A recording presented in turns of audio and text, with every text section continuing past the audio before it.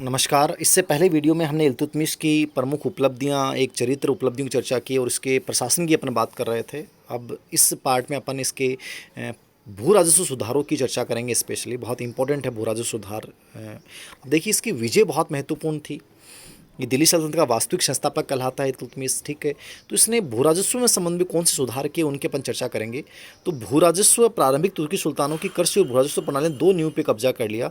एक इक्ता भू राजस्व कार्य और दूसरा खराज। खराज का मतलब भू राजस्व, जो भी राजस्व जमा करवाया जाता था वो खराज कहलाता था, ठीक है। तो इक्ता प्रणाली क्या थी, इस पर बहुत बार प्रश्न पूछ लिया जाता है कि इक्ता प्रणाली क्या थी। इसको आपको समझना है। इक्ता प्रणाली के बारे में चर्चा कर रहा हूँ। इक्ता बहुत इंपॉर्टेंट प्रणाली है, इसको बहुत अच्छे से आपको समझना है। एकता प्रणाली क्या थी, इसको समझिए। देखिए, एकता प्रणाली के तहत साम्राज्य की भूमि को कई बड़े और छोटे इलाकों में, देखो मूल रूप से अर्थ क्या हो गया। एकता क्या है, भूमि का एक टुकड़ा है।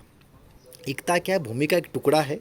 मतलब साम्राज्य की भूमि को अपन कई बड़े और छोटे इलाकों में डिवाइड कर देते हैं। जैसे अपन कहते हैं ना कि 1 बीघा खेत, 2 बीघा खेत, 3 बीघा खेत, इस प्रकार से मतलब अपने खेत को विभाजित कर दिया कि 10 बीघा, 20 बीघा, 50 बीघा, ठीक है।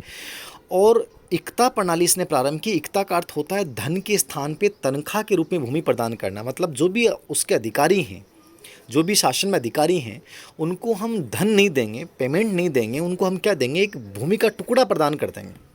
क्या प्रदान कर देंगे, भूमि का टुकड़ा प्रदान कर देंगे, जो क्या कहलाएगा, इक्ता कहलाएगा। क्या कहलाएगा, वो इक्ता कहलाएगा।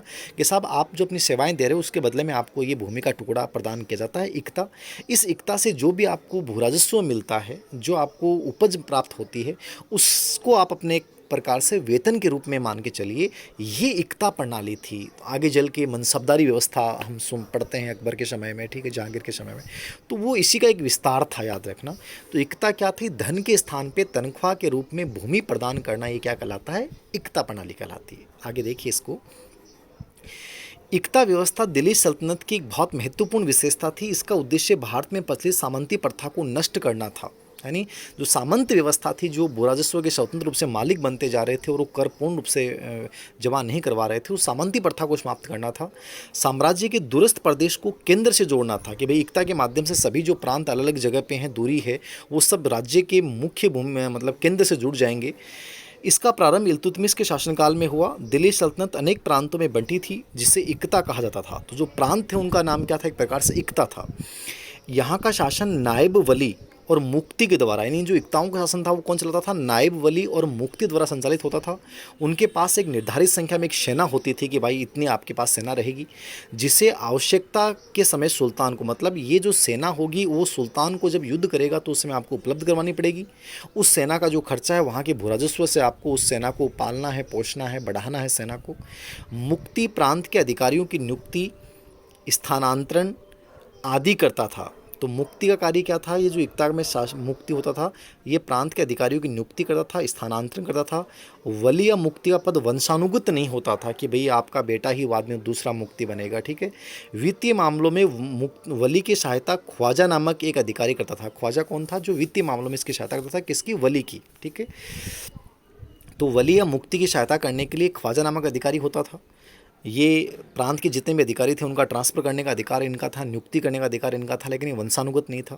ख्वाजा नामक अधिकारियों की नियुक्ति बलबन ने की थी, याद रखना, इक्ता प्रणाली के अंतर्गत। ये इल्तुतमिश के समय नहीं थे, क्योंकि इक़्तिदार जो भ्रष्टाचार पर रोक लगाने के लिए उसने ख्वाजा नामक अधिकारियों की नियुक्ति की थी। मोहम्मद तुगलक काल में मुक्ति से राजस्व अधिकार लेकर एक अन्य केंद्रीय अधिकारी वली, देखिए कैसे सुधार होता गया इक्ता प्रणाली में। तो बलबन ने इस समय ख्वाजा नामक अधिकारी की नियुक्ति की ताकि इनके भ्रष्टाचार पर नियंत्रण रहे। और मोहम्मद तुगलक के समय एक नया अधिकारी नियुक्त कर दिया गया, वली उल खराज, राजस्व अधिकार इसको दे दिए गए। इब्न बतूता के अनुसार इक्ता में दो अधिकारी थे, एक अमीर या मुक्ति और दूसरा वली उल खराज। अमीर या मुक्ति सैनिक अधिकारी होता था और वली उल खराज या खली उल खराज इक्ता की आय थे। मतलब दो प्रकार के अधिकार हो गए, एक सैनिक अधिकारी और एक आर्थिक अधिकारी हो गया दीवान के रूप में। तो मुक्ति वली के संबंध में मुल्तान की इच्छा पर निर्भर करता था, याद रखना। ये तो थी इक्ता प्रणाली। अब देखिए, इल्तुतमिश पहला तुर्क शासक था जिसने शुद्ध अरबी सिक्के चलाए, याद रखना, बहुत अच्छा प्रश्न है। शुद्ध अरबी सिक्के चलाने वाला पहला तुर्क शासक था। इसने चांदी का टका चलाया था और तांबे का क्या चलाया था, जीतल। जीतल तांबे का था और टका क्या था, चांदी का था। इसने दिल्ली में टकसाल की स्थापना करवाई, तो टकसाल की स्थापना करने वाला भी पहला तुर्की शासक था। भारत में पहला मकबरा इल्तुतमिश ने बनाया। मकबरा बनाने वाला, मकबरा प्रणाली में का जनक एक प्रकार से इसको माना जाता है। इसने दिल्ली में स्वयं के मकबरे का निर्माण करवाया, जो स्क्रिच शैली में बना भारत का पहला, स्क्रिच शैली में बना भारत का पहला मकबरा किसे माना जाता है, इल्तुतमिश ने बनाया था। और खुद का मकबरा बनाया था, कहाँ पे, दिल्ली में, याद रखना, स्क्रिच शैली। भारत का पहला मकबरा। कुतुब मीनार को इल्तुतमिश ने पूरा करवाया। अजमेर की जो मस्जिद है उसका इसने निर्माण करवाया। इल्तुतमिश को भारत में गुंबद निर्माण का, जो गुंबद होता है गोल गोल ऊपर, उस निर्माण का पिता किसे कहा जाता है भारत में? इल्तुतमिश को कहा जाता है। गुंबद प्रणाली भी एक प्रकार से शुरुआत जो की थी वो इल्तुतमिश ने की थी। इसने सुल्तानगढ़ी का निर्माण करवाया था। सुल्तानगढ़ी जो मकबरा है, इल्तुतमिश ने बंदायूं में हौज खास शमसी ईदगाह का निर्माण करवाया। ठीक है, तो ये इसकी प्रमुख कलात्मक उपलब्धियां थी, याद रखना बहुत इंपॉर्टेंट था ये। प्रमुख युद्धों में मैंने पहले चर्चा कर ली है आप लोगों के साथ कि बंगाल पे इसने विजय प्राप्त की। ठीक है, बंगाल की विजय हो गई इसकी। और ठीक है, बंगाल की विजय के अलावा जैसे इसने 1226 में रणथंभौर को जीता, 1226 में बंगाल को जीता। तो 1226 में बंगाल पे विजय, 1226 में रणथंभौर की विजय। और इसने सेना जो है इसकी हस में कलबी सुल्तानी कहलाती थी। इल्तुतमिश से काले चंगेज़ खां वाले पर चर्चा पहले ही कर ली है। प्रमुख विद्वानों में मुल्क जुनूदी था। ठीक है, मिनहाजुस सिराज था जिसने प्रसिद्ध ग्रंथ तबकात नासिरी की रचना की। तो ये इल्तुतमिश था। इसकी काफ़ी सारी विशेषताओं की हमने चर्चा की है, उपलब्धियां हमने पढ़ी हैं। इन सब को आप ध्यान में रखिएगा। बहुत बहुत धन्यवाद। इल्तुतमिश अपना पूरा होता है यहाँ पे।